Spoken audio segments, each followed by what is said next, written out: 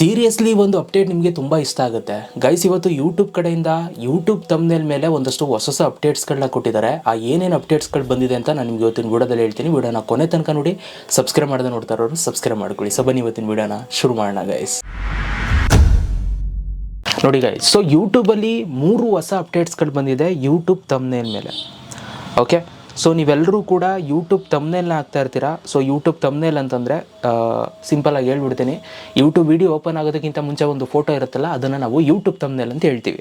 So ನಿಮ್ಮೆಲ್ಲರಿಗೂ ಕೂಡ ಗೊತ್ತಿರುತ್ತೆ.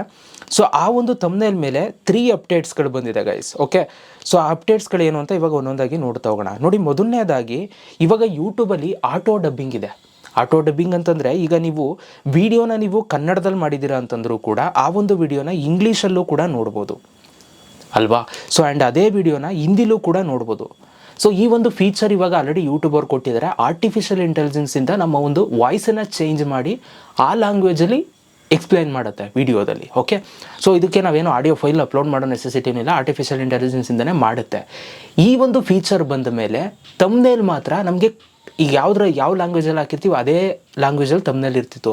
ಅದಕ್ಕೋಸ್ಕರ ಇವಾಗ ಏನು ಮಾಡಿದ್ದಾರೆ ಅಂತಂದರೆ, ಮಲ್ಟಿ ಲ್ಯಾಂಗ್ವೇಜ್ ತಮ್ನೇಲ್ನ ಹಾಕ್ಬೋದು ಅಂತ ಹೇಳಿದ್ದಾರೆ.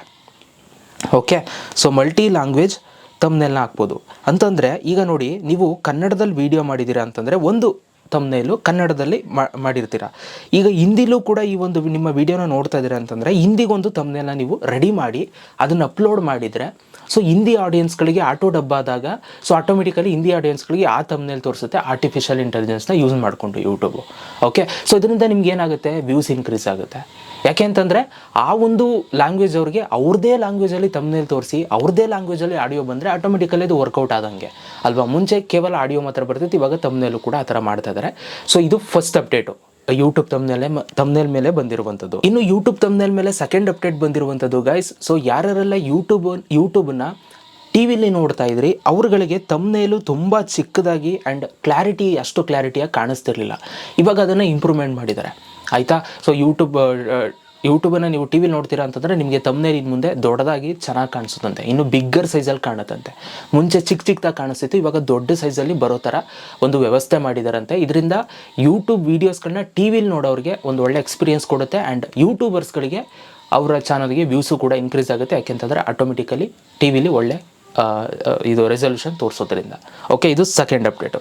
ಇನ್ನು ಮೂರನೇ ಅಪ್ಡೇಟು, ಇಷ್ಟು ದಿನ ಗೈಸ್ ನಾವೆಲ್ಲ ಯೂಟ್ಯೂಬ್ ತಮ್ನೇಲ್ನ ಮ್ಯಾಕ್ಸಿಮಮ್ ಅಂತಂದರೆ 2 MB ಅಷ್ಟೇ ತಮ್ನೇಲ್ ಮಾಡೋದಕ್ಕಾಗ್ತಿತ್ತು. ಇವಾಗ ಯೂಟ್ಯೂಬ್ ಅವರು ಒಂದು ಒಳ್ಳೆ ಡಿಸಿಷನ್ ತಗೊಂಡಿದ್ದಾರೆ, 50 MB ಒಂದು ಯೂಟ್ಯೂಬ್ ತಮ್ನೇಲ್ನ, ನಾನು ವೀಡಿಯೋ ಹೇಳ್ತಾಯಿಲ್ಲ, ಒಂದು ಯೂಟ್ಯೂಬ್ ತಮ್ನೇಲ್ನ 50 MB ತನಕ ನಿಮಗೆ ಲಿಮಿಟ್ ಇರುತ್ತಂತೆ.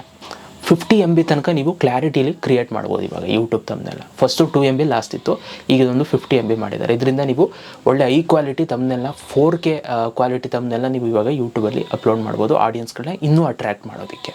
ಇದಿಷ್ಟು 3 ಅಪ್ಡೇಟ್ಸ್ಗಳು ಯೂಟ್ಯೂಬ್ ಇದು ತಮ್ನೇಲ್ ಮೇಲೆ ಇವತ್ತು ಬಂದಿರುವಂಥದ್ದು ಗೈಸ್. ಅಪ್ಡೇಟ್ ಹೇಗೆ ಅನ್ನಿಸ್ತು ಅಂತ ನಾನು ಕಮೆಂಟ್ ಬಾಕ್ಸಲ್ಲಿ ಕಮೆಂಟ್ ಮಾಡಿ. Thank you so much video ನೋಡೋದಕ್ಕೆ. ಸಿಗೋಣ ನೆಕ್ಸ್ಟ್ ವಿಡಿಯೋದಲ್ಲಿ. Love you all guys.